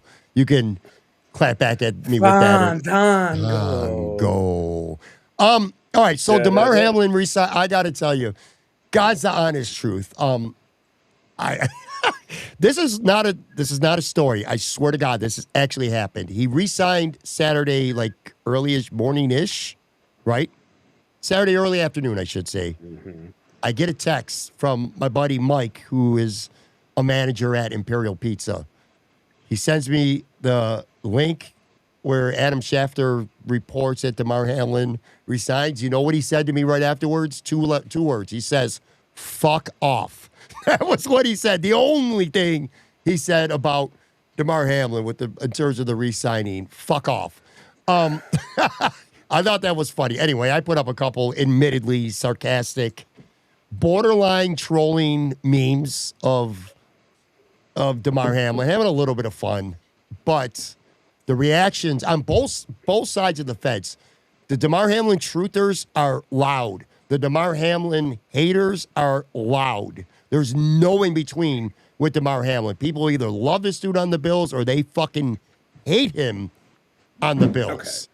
So let me explain the Fandango thing, because you just stole my heat. But explain the Fandango thing. No, the Fandango. Okay, so everyone who doesn't know, Fandango used to be a wrestler. 7-8 years ago, he was in WWE. He was a ballroom dancer. He's just a mid-card curtain jerker. And one time, he has a really catchy theme music that was like, yeah. So they played it. They played it at WrestleMania, which is all like the marks, and like they're all there, and they all were singing it during the whole show, and people and WWE was like, "Oh my God, this is great!" And then like they really started to like shove it down everyone's throat like for a month straight, and it got played out so quickly that it killed Fandango. No one cared about Fandango anymore. It was just. They made it into something that it wasn't. It was organic for a minute, and that was it. And oh my God, something fell behind me. There's a book, and then it was organic for a minute. And this is what brings me to Pat, because Pat's Fandango with Damar. With Damar, because Pat one time tweets out that he doesn't like Damar because he was paying poorly, which fine, he has every right to do that. Damar's dad came in and was very angry about it, and it's his son, sure, whatever. And then, like, I'm sure Pat's mentions melted because people wanted to get in there and yell at Pat. And then Pat, all of a sudden, he saw this being like, oh my God, this is my moment. This is Fandango getting the music going through my blood veins, and we have something here. And it just got played out because all you do is you're obsessed with Damar Hamlin. You're obsessed. You have worked yourself into a shoot where you just can't. Who cares? Like, he's a depth signing. We can all live. Your memes were funny. I'll give you that. The booty cheeks one with Mike Tyson. I get where you're coming from. That was good. Very well. I know you very well. But that's what it is. You're in Fandango territory where you're way past it. It was you got your buzz, your heat for a hot second, just like it happened there. And you were like, oh, I gotta make this into it. It's gonna be me and Damar. Like, I'm surprised you don't have Talking Buffalo versus Damar shirts or something like that. Why don't you get that? Since no one buys your fucking gear. Anyways. That is fucking hilarious. Hold on one second, because I'm kind of pulling up something. I had forgotten momentarily. I mean, look, some of what you're saying, I'm not gonna say it's all lies. I won't go that far to say that, but well, all right, so that was a book that fell here live in real time. It's my only decoration I have behind me. Like, you have a Bills cave. I have like my cat and plants, and then I just threw a book behind me. It's a Bills book. So there you go. Anyways, go ahead. I want to read. I got to put it up here. I found it. This is the tweet from Mario Hamlin a couple of years ago to me. I talked about interceptions could be so deceiving. There's amazing intercept, whatever. Then there's Damar's 2 this year. That there were just easy plays. And Mario Hamlin says, damn, Pat, I want my son to have kids one day get your nuts out of his mouth. So That was I'll give him some props for that one. That one was pretty good. And then there's but you weren't giving him like you were just like, oh, you just. I thought Damar overachieved when he played. Like, no, he wasn't great like, for his. He did. Maybe in his rookie year, he did not overachieve. Not on the football field. He did in life. Anyway, I kind of defended myself. Yeah, Mario says, miss me with all them backhanding compliments. You could keep them. Nothing factual about your posts and NITs or whatever. Yeah, these stats don't agree with using his name for likes. He told me I was glazing on his kid. All that, whatever. I don't listen. That shit to me, that wasn't good fun. Or at least I thought it was funny. Anyway, maybe he didn't. But anyway, here's my point. Let me get to my take here. I got a take on Damar Hamlin re-signing, and it's more with the fans than it is with Damar Hamlin himself. Okay. I hate when people say when the Bills sign somebody. I hate when people say, "Who cares?" Like, who cares? He's just a depth guy. He's the force safety. There's no guarantee he's going to make this team. And this and that shit, like, it doesn't matter. Every signing matters, dude. It does. For starters, someone being on the roster means someone's not going to be on the roster. I feel like I know who Damar Hamlin is as a player at this point, all right? I'd rather see what a different veteran or a day 3 rookie can look like at training camp. Maybe some ascending player that you don't, that wasn't on the radar shines. But you don't get that chance when you just bring back a Damar Hamlin. You already know what you got. But anyway, beyond that, if you want to disagree with my football evaluation of Damar Hamlin, we could do that. We could have that conversation. That's cool. You could tell me I'm wrong. He's serviceable. He's a better player than I think he is. That's fine. But don't tell me it doesn't matter. The depth doesn't matter. He's a force safety at best. And that shit don't matter. It does matter. Buffalo fans should know better than anybody that shit matters. Yeah, it doesn't matter in March, Joe, but you know what? It does matter.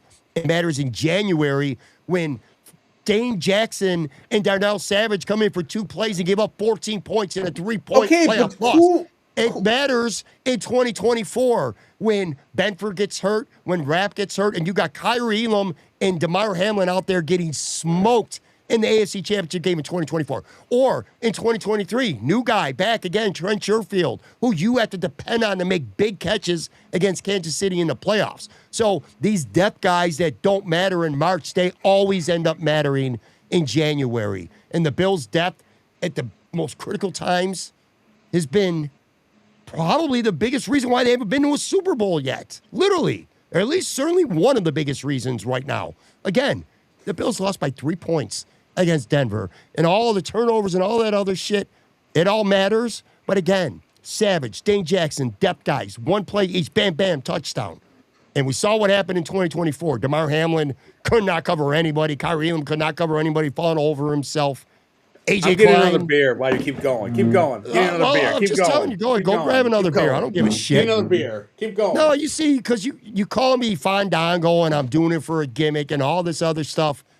I accept that to a point, but it's not gimmicky when I say that depth matters on a team, and I hate when fans say, well, it doesn't matter because he's just bottom of the roster anyway. It does matter. Guys get hurt throughout the season, man. Players who are depth players end up mattering the most, usually in the playoffs, because as the season goes on, more guys get hurt. More guys get hurt, your depth players have to step up. So inevitably, if C.J. Gardner-Johnson gets hurt or has a meltdown, or if Cole Bishop, who's been banged up a few times already, if he gets hurt and it's January and you got Damar Hamlin playing in the playoffs against the Patriots or the Broncos or the Chiefs or whatever, I don't want that. It's a shitty sign. Huh? You're still going? My God, dude. Did you know I left? Did you know I left to go get a beer? Okay, I'm just making sure. I didn't know if you were in the zone and you were just going Fandango, the third month of Fandango land. Pat lives this shit. Maybe I do. I guess I don't know. Man. His dad's gonna hear this and he's gonna retweet you, and then you're gonna get the attention you want. Anyways, I'm drinking a Louis Hamburg IPA. There you go. They should be our sponsor, I would say. They should sponsor us one day. Look, here's my thing. That'll work. All right, keeping the wrestling. Yeah, he's worked himself into a shoot. That's for sure. No, you look. But here's the thing. If Damar's not there, I have. This is my take. Depth is always going to be shitty. It just is. So it's like, whether it's Damar, it's going to be another guy who kind of sucks. and we don't know if Damar's going to make the team, like you said, but that's just kind of how I feel. Like, yeah, Dane Jackson got burned. I guarantee you the other guy who would have been the other Dane Jackson, maybe Jamarcus Ingram. It would have been Maxwell Hairston if he would have gotten hurt. I know. But I'm just saying, whoever the backup is always like that. Backup's not going to be good. That's kind of where I'm at a little bit. Like, I get all your logic is correct in terms of like, they've been burned and you have to care when there's like a guy gets hurt, but like, I don't have to care because at the end of the day, a lot of these depth guys suck in general. They're just not good. That's why they're backups for a reason. That's why I don't sit there and jerk off all over freaking training camp because you're like, oh my God, what's the step going to be like? What's Buffalo Joe going to do? Is he going to be there? Is Lancaster Joe going to be? And I'm just like, no, dude, I'm just let me know when the season starts. Like, that's just how it is. Like, the depth doesn't mean much because the depth is always going to be bad. It's just how it is. Levels of bad, maybe, but better depth players. Good teams have better depth players. You want like Shaq Thompson was a good depth player, this past season for the Bills. I think AJ Epinesa is a fine depth player. Yeah. But again, the last three playoff years, I'm not saying they're the single biggest reason, but players who were backups that got forced onto the field were very detrimental to the Bills losing in the playoffs the last 3 years, including Damar Hamlin, who was horrifically bad in 2024 against Kansas City in the AFC title game. I mean, he was lousy. And Kyrie looked like he had no idea what he was doing. I can't believe you. I hope you do not clip your Damar rant. I know you're going to tomorrow on Twitter. You can't wait. What do you think's been the most clippable part of this show? Maybe some of the comments about your wrestling gear or the Sopranos gear. I think we should just wait and just have everyone make fun of my gear for like 3 minutes and you just read the tweets. He said, I'm gonna clip the Damar. I am. Oh my God, you're gonna tag his dad, tag his charity. And you're gonna be like, yeah, I'm gonna be like this guy going to go get a beer. The God's honest truth. I swear to God, and this is the truth. I mean it. I'm not joking. This is a shoot. This is not a work. I respect the hell out of Damar Hamlin as a human being. I mean, what he did is incredible. No, it is. I'm not ball washing him either. You are ball, but as his dad said, you got these backhanded comments. Like, just whatever. You're just wasting too much time. I can't believe you wasted a good rant on Damar Hamlin. Embarrassing. Fucking embarrassing. Well, that's Fandango doing 6 stunners on like his finishing move on a jobber.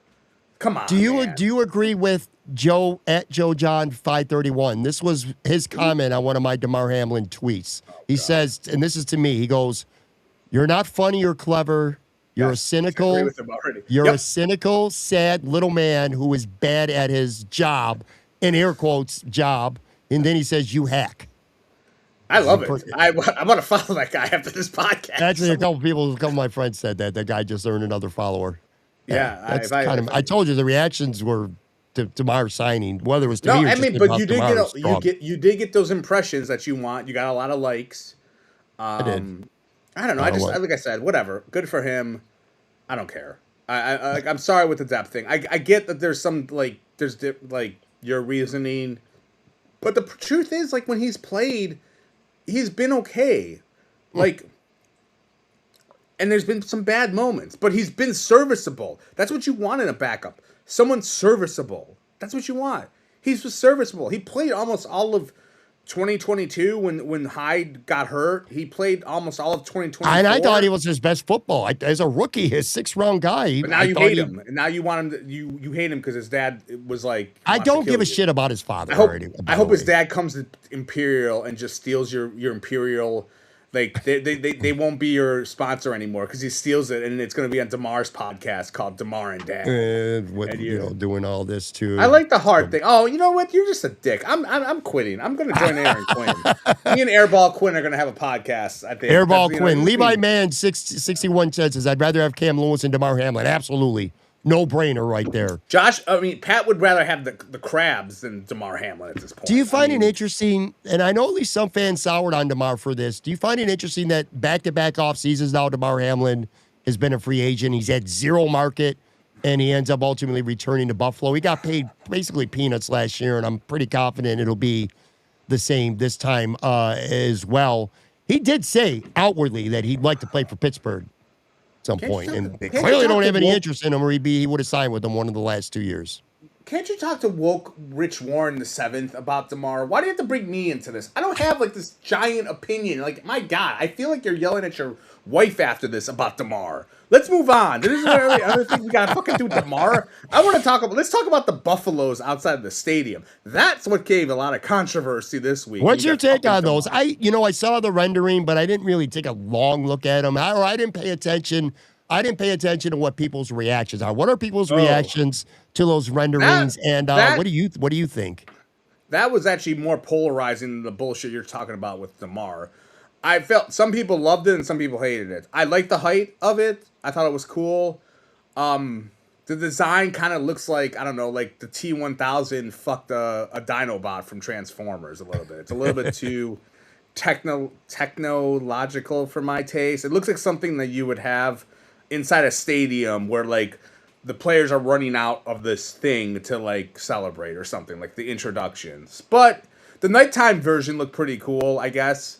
I got to see it in person, but I'm glad it was taller, which is weird because if you watch the one embedded, like this is like a year ago, they had the one Bills embedded where the one guy was like, oh, fans don't want a tall Buffalo. And I was like, why? I'm like, fans want tall Buffaloes. What the fuck are you talking about? And then they ended up, I think this Buffalo is like the second Point it up biggest. there on the screen, by there the way. it is. Yeah, like that looks pretty cool at night. Like I like that. During the day, it kind of looks a little wonky. I don't know, man. What do you think? You're not feeling it? No. I mean, it's kind of cool what they did. They did a mom, dad, and a kid. So that's kind of cute. Is it going to be, I can't tell by this rendering, but is it going to be impossible for people to, like, get into that fucking thing? Man, this is drunk-ass Buffalo fans. Somebody's going to do something stupid, I'm sure. Someone's fucking on top of that mama bear or mama bison. Like, someone's getting head on there. It's going to be like bison head. Like, instead of road head, it's going to be bison head. That's it. Like, that's going to be... but yeah, it was I would have preferred probably the more natural looking bisons that like they look like actual bisons, like brown. But I saw someone they're all over the city, so why not be different? But I think they're okay. I like that they're big, but I got to see them in person. But hey, look, people in Buffalo, like we know this when it comes to fashion or style, about uniforms or fucking the color. Remember when people talked about the fucking face masks being white like 5 years ago versus gray, and it was like a fucking like the biggest thing ever. I was like, who gives a shit? It's worse than talking about depth to me. But yeah, I don't know. I think they're okay. You're not fond of it since you looked at it finally? I don't know, man. I'll tell you this, though, real quick. Then we'll finish up with a couple of minutes of Sabres talk. Got to get out of here shortly. But I did see several media people. They gave a tour last week. The media people were filming it. The stadium looks dope right now. Like, that field looks really nice. The seating, it looks really cool. Like, I'm looking forward to going into that new stadium to at least once. One game, maybe. I don't know. We'll see. You're never going there, dude. You haven't gone in 30 years. That's what I'm saying. But I am looking. You're not going the stadium looks good. And I drive past it all the time. Like, it's really looking awesome right now. I think Bills fans are gonna love the stadium. The videos that we saw from media people, the bro beat. There was some good shit this week. Some good stuff there. Yeah, it was amazing quality videos by the bro beat. I will say. Let me ask you this: do you want red end zones or do you want the blue end zones that they've had? Do you have an opinion on that? Probably. I like the red. The red was pretty sick back in the 90s. I like that red. That's true. End zone. Like, bring that back. Yeah. All right, let's talk about the Sabres here for a few minutes as we wrap up. Saturday night, a 3-2 shootout win over Seattle. That felt like a game they had to have. Just the way things have been going lately, like, they needed a win. Montreal and Tampa, before we came on the air here Sunday night, they both won. Tampa's 7-1-2 in their last 10 now. Montreal's won 5 games in a row. Tampa and Buffalo are tied right now in the Atlantic Division with 98 points each. Tampa's still got a game in hand. That game, April 6th, is going to be fucking huge, man. Dingus Day. Buffalo Sabres. I've never done Dingus Day. You know what's funny? I was going to get talked into it. I was going to do Dingus Day this year. But then somebody reminded me that the Sabres were playing Tampa. Then I was like, "Fuck Dingus Day! I'm going to watch the Sabres. I'm not going to listen to fucking polka. I'm going to watch the Sabres Tampa." I know Dingus Day is the Polish holiday, but what is it in Buffalo in terms of like what is there a parade or celebrate? Yeah, it's very much the Polish version of St. Patrick's Day. It looks like a blast. You're so celebrating that, dude. There's gonna be alcohol. You look there. like you're dressed for Dingus Day, by the way, right now. I do. You're perfectly dressed. Yeah, red and white. That's literally Polish Dingus Day colors, man. You look like you were ready to go to a Dingus Day parade. But yeah, they have a parade. They play polka music. They celebrate the heritage. It's a big party. It's fun. No one outside of Buffalo has ever fucking heard of it, though. Like in Florida, I would mention Dingus Day. People are like, what the fuck are you even talking about? But anyway, yeah, I ain't doing that shit because Sabres, Tampa, Monday night, April 6th. That's going to be a huge game. Anyway, they're tied. Tampa's got a game in hand, though. Sabres are up 4 on Montreal, but Montreal's got a game in hand. The Sabres are looking pretty good there. Anyway, I have Chris Ostrander on the show tomorrow, so I'll deep dive more into like some of the issues that are creeping up with this team. But I don't know, dude. We're getting near the end of the season, but some issues right now. This power play not looking great. Guys like Josh Norris and Alex Tuck have gone a little bit cold, at least. Oslin's banged up. The third defensive line pairing is a mess. Zach Metza is a guy that everybody wants up. That Logan Stanley's not been good, and Timmons a couple games back from the broken leg. That third defensive line is not looking good. Again, I know you're a hockey fan. Okay, shut up and let me talk. Okay, before you fucking you're gonna bury me before I even talk. I know you're not a hockey fan. I've been watching. Jesus Christ on the cross. I'm not worried at all. Okay, like they've won. Look, they've lost. Like aside from the Detroit game, which they didn't play well, and yes, they have the third pairing is not great right now, and I think they're trying to tweak. And my only worry is I wonder if the GM is being a little meddlesome a little bit and wants to see how Stanley looks, and that's why they're sending Metza down and doing the emergency call up or whatever, but they've been playing fine, and they lost 2 games, they blew a lead in, they could have easily won both of those games.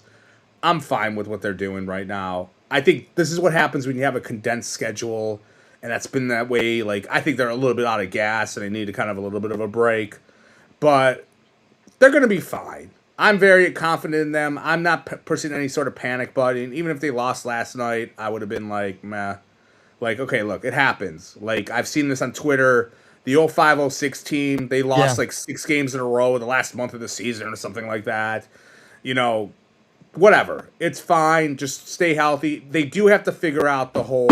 There's the book again that fell. That book does not want to fucking stay on top of that table. I can tell you that right now. There is no fucking decorations. Okay, fuck the book. No more book. No more decorations. You get fucking pills. My cat's pills behind me now. But no, I think it's fine. The goaltending's been a little bit wonky. UPL has been kind of up and down. But whatever. I'm fine. I'm confident that they're gonna figure this out. They're gonna figure this out, and it's just, I think, I don't want to say people got spoiled, but it's just when you play, they're playing 800 hockey, it feels like, since December on, and you're gonna get some of those back, but hey, they won, they came back, I think these are things they just have to they got to figure out the third pairing.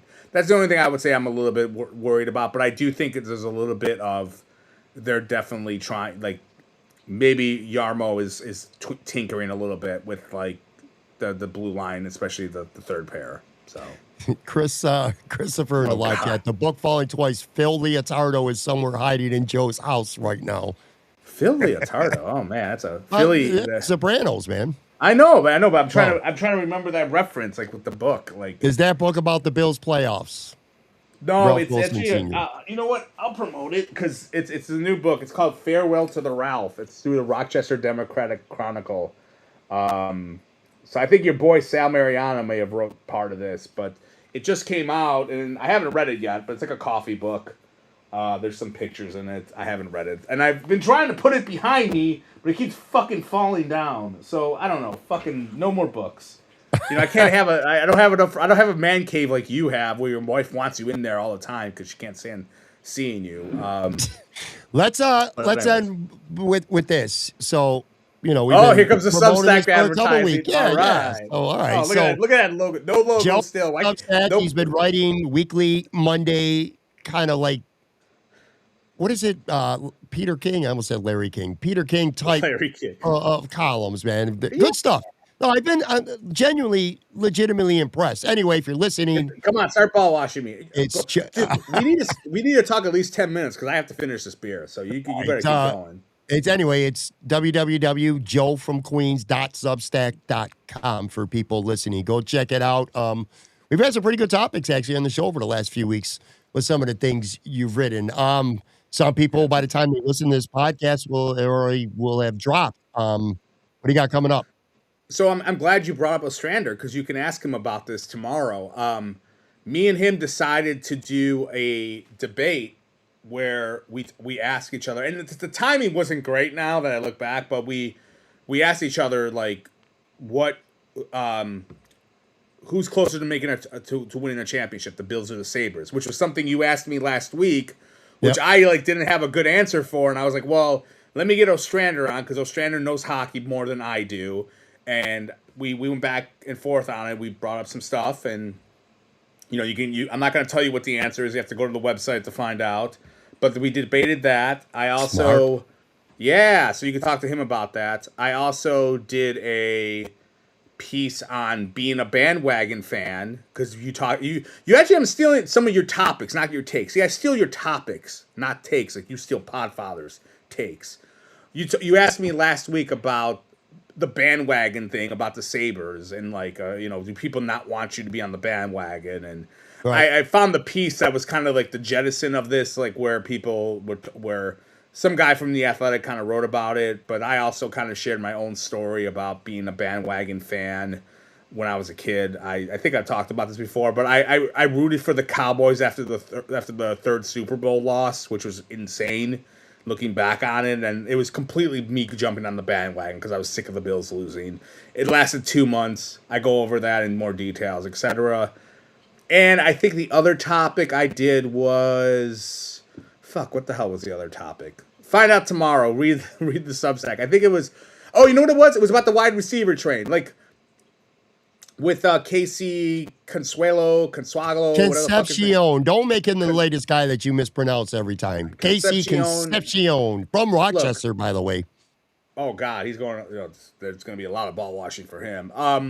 Him coming in and basically me wondering if it's a little bit of a smokescreen at all because this is smokescreen season.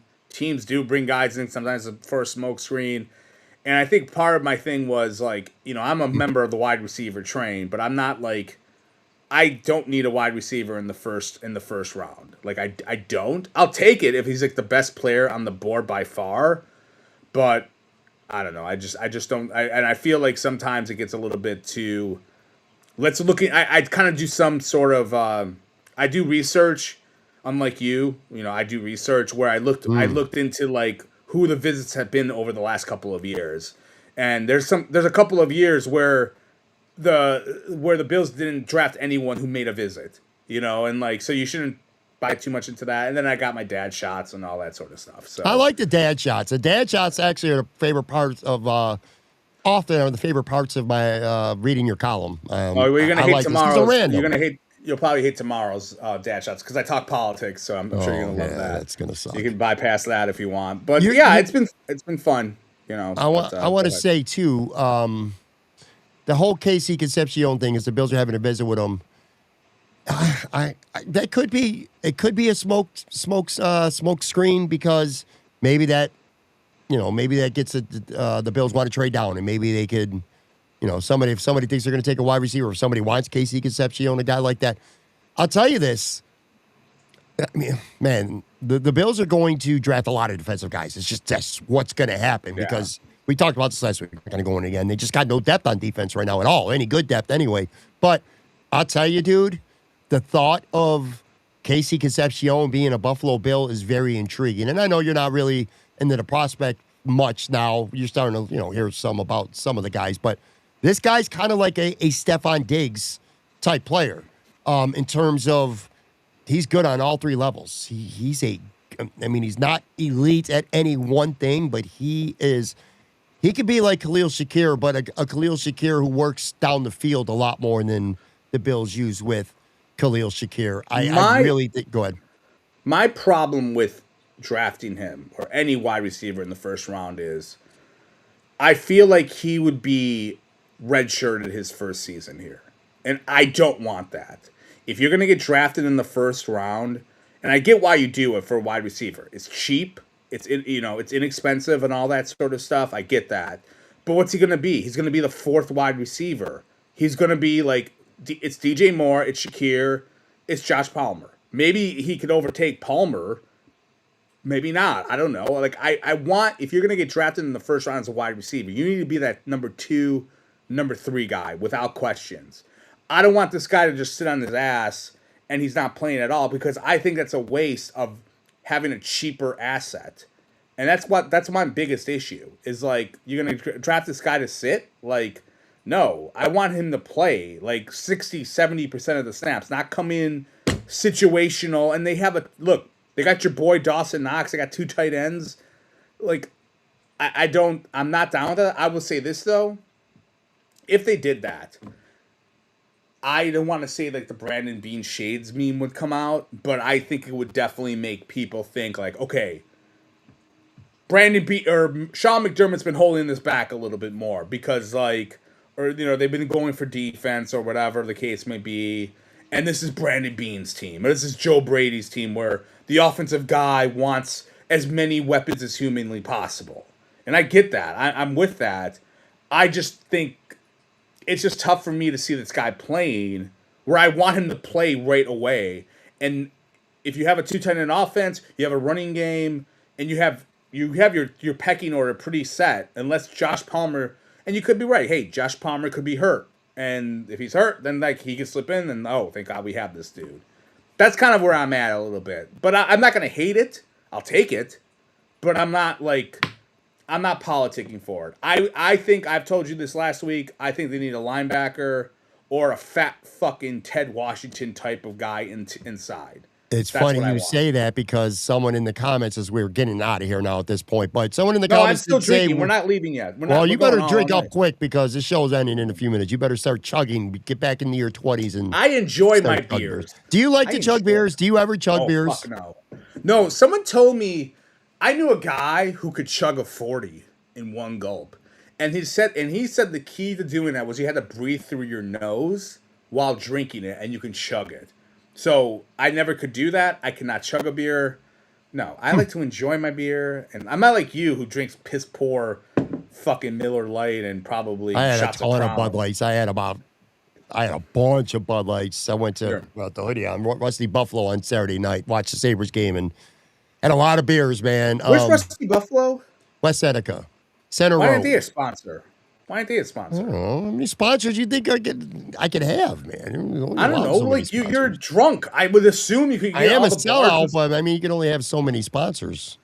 Yeah. Anyway, I wanted to say this too, and then we'll get out of here. Somebody in the comments, I can't find it anymore. Well, 2 things. If the Bills, to your point about drafting Casey Concepcion or any wide receiver at 26, number one, I like it because you said it's cheap labor, and also Shakir's not going anywhere. DJ Moore's not going anywhere. You got your core 3 receivers for multiple years. Josh Palmer, you can get out of his contract after this year. Plus, I'm not sure if the guy can stay healthy. Is he another Curtis Samuel?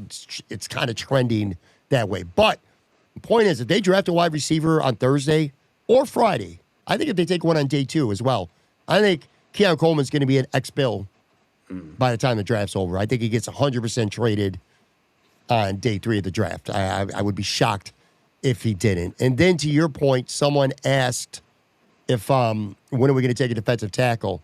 Right now, and I'm getting into mock draft season. In fact, I'm scheduled to start a weekly mock draft on Talking Buffalo this Friday, and we'll see how that goes over the next month. I'm going to do as many of them as I can, but Caden McDonald is a fat Ohio State defensive tackle. Give me the run plugger. Yeah. And he's a Ted Washington type. Yeah. And I'm telling you, man, I think that's what this team needs on defense more than anything else. Deion Walker is a big boy, but I don't think he's that nose tackle type.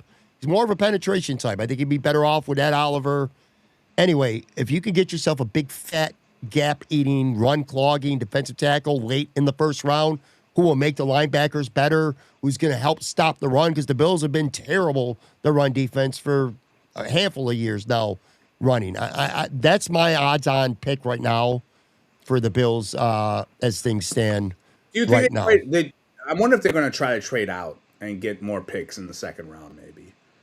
Like kind of do this. Ideally, sure. I mean, if they could trade down and get either a second round pick that they don't have now, or maybe they get 2/3 by trading down or something like that, so they have two day two picks. Yeah, I 100% think the Bills could trade down. Christopher in the live said, "Need talking Buffalo with Joe from Queens live at UB one of these days. The NBA class loves Pat and." What's the Joe. NBA class? Oh, I don't know. Master business. Some guy said I look like the fourth member of the. Some guy said I look like the fourth member of the Beastie Boys, which definitely give you a good. That's a good one. It's Chase Tenenbaum from Queens, looking like the fourth Beastie Boy. That is good. Like I said, if you've been listening to the show, get on YouTube for no other reason. Just to see this gear that he's got out right now. Oh my God. Okay, wait. Yeah, all right. I think we've had it, so you're gonna have to finish your beer. Wait, hold on. I got some more takes before I finish this beer. All right, go ahead. Are you excited about WrestleMania at all? We haven't even talked. I feel like we have not talked about WrestleMania at all. Have you watched or have you given up? I haven't given up. I still watch. I don't watch wrestling live anymore, like Raw, SmackDown. Yes, sure. I watch clips on Twitter, YouTube. Yeah. I'll listen to the Solo Monster sounds off. I like that guy. Like I like watching his reviews from Raw and SmackDown afterwards. So I follow it, but I don't really watch it live. In terms of WrestleMania, I don't know. I am looking forward to Roman Reigns versus Punk. I think CM Punk's gonna win. I think. I'm looking forward to Brock versus Obi. That's gonna be fun. I wonder if it's gonna be a squash. You think it's gonna be a squash? Like I think Obi's gonna win. I think Brock's good at putting people over at the right time. Brock puts people over and he sells well. I mean, that's a very underrated aspect of Brock Lesnar. But I think Obi's definitely gonna win. I think. Why would he not? It would be stupid. If you're gonna have him wrestle Brock, you gotta have him beat him. I mean, to me, that's kind of a no-brainer. But is it gonna be like a squash? Like Brock's gotten squashed a few times. He let Goldberg squash him before. He squashed John Cena at SummerSlam before. I mean, it's possible. I would hope they don't. I mean, they could have him. They could try to do a 2-match thing. Maybe he gets like you said, the Goldberg thing where Goldberg killed Brock, and then they had a rematch, and then Brock got the win. And maybe they do that, and then maybe they wrestle like in a month or two down the road, because people will remember the WrestleMania moment more than they'll. Right. Remember Clash of the Titans or whatever the fuck. Oh, Brock said he's going to be done soon. I just... That's the thing that's like a little bit worrisome. Like, I wonder if they could do that in terms of like he's... Ralph Wilson, Joe has the world's only racing jacket that doesn't have a sponsor on it. Dude, it's Liverpool. God damn it. It's a sponsor right here. Anyway, no, I'm not that much. The Roman Reigns match is going to be intriguing. I don't know. There's nothing that really I'm going to watch. Someone asked Two Chats if I'm going to be live during night 2 of WrestleMania. I'm by the way, I'm not going to be on for night 2 of WrestleMania. Yeah, I figured that. You'd be watching it somewhere. I haven't decided yet if I'd be live or not. No, I can't. Yeah, I have my cousins coming up that weekend. We're going to get loaded like you normally do. Well, I'm still going to have a show. It just obviously won't be with you. Will it be live? I don't know. TBD. To be... I mean, I could do a Friday show if you want. I'm more than happy to, and we just record it. But maybe we'll do a Monday live show and kind of review WrestleMania. Yeah, why don't we do it in the morning or something like that? Or no, because then you got the Raw after WrestleMania. Why don't you take off? Don't you ever want to take off and like take like a month off and just like oh my God, you can't. I'm going to give you just compete. It's all Podfather's fault. You got to. By the way, I'm going to make this comment about Podfather real quick. I like Podfather. Podfather's Joe Marino from Locked On Bills, by the way, if you're new to the show and don't know Joe's busting the balls. But yeah, go ahead. I don't like Podfather's microphone this high. I don't like that at all. He's got a giant microphone, and I feel like it covers too much of his face, and I don't like that. A microphone has to be down, not all the way up. I know maybe at the radio station they do that. I think he has me muted on Twitter or X, whatever the fuck. if you could convey that to him, smart. Yeah, he's very smart. That's why he's the Podfather. And say, look, dude, put the microphone down, not up. It's just too big. It takes up his whole frame when I'm watching it on YouTube. Anyways, that's my opinion. Like how you have your microphone. Random ass take. I get what you're saying though. That mic is up.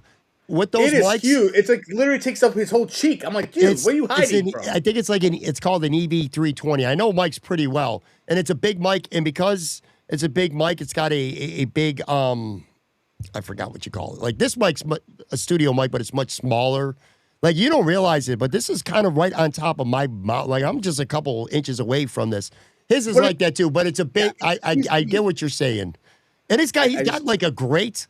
We're talking about Lockdown Bills, of course, which is the premier Bills podcast. It is. I don't mind saying that. But anyway, he's got nice scenery in the background. Like, it looks dope, and he obviously sounds great. But, yeah, the microphone is, like, taking up the third of the screen on there. It is. It just takes too much. Look, it's fine when he has the split screens with Jeremy and the Big O, Jerry Ostrowski or whatever. Yeah. But when it's by himself, I'm like, dude, it's just too much. I'm sorry, but...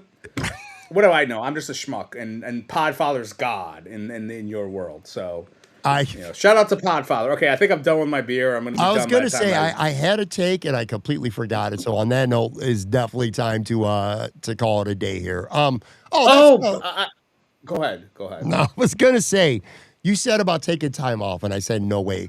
Last Thursday I didn't do a show, and thank God. Again, well, I know. But again, I was a depressed day. It was shit that was going on with my friend and stuff. Anyway, I didn't do a show, and it felt weird. Like I felt good in the moment. Like I didn't care. I just had no energy. I think podcasters are just people who work in radio, do it every day, whatever, for a living or a hobby or whatever they do enough. I think you do get burned out. There's times where I'm like, it feels like a chore to do a show. But then when I go a couple without doing one, I get re-energized quickly and want to get right back at it. I mean, so I wish you would take a month off. Okay, but I wish you. I mean, your last show was what? You reviewed the free agent moves. I'm like, dude, it's like 3 weeks into. Like, you don't do the review of free agency until like April. Again, we're entering Marge Simpson dress period where you're just redoing the dress again, like we've talked about. But I get it. You gotta get your content. I get it. This is too Joe looking like the Marlboro Man. These cigarettes fell off the back of a truck. All right, that's funny. All right, guys, let's call it a wrap. I got to get out of here. Thank you, everybody. On the video side, again, I'm pro audio, but I do appreciate very much Tooch and Pickle and a lot of the Ralph Wilson and a lot of the regulars in the chat that come in every week. Marino's Legacy, Local Evening News had a lot to bring to the table tonight. Fun stuff. I love the interactions with the live crowd. So when we do the live shows, the video is definitely the place to be. But anyway, thank you to all of them. Thank you to everybody watching and listening. Thank you to Joe from Queens. Joe from Queens.substack.com. You don't like when I compliment you. You instantly just I'm just laughing at the comments because now I look like Tully Blanchard according to Local. Fell off the wagon and dressed up in his brain busters ring attire. That is the comment of the night. And again, only old school wrestling fans would even know what the fuck that even means. That is awesome, man. So anyway, thank you, Joe. Jacket. I wear it every week. Thank you, audience. Chris Ostrander is going to join me on the show tomorrow. Talk to you guys then. Bye.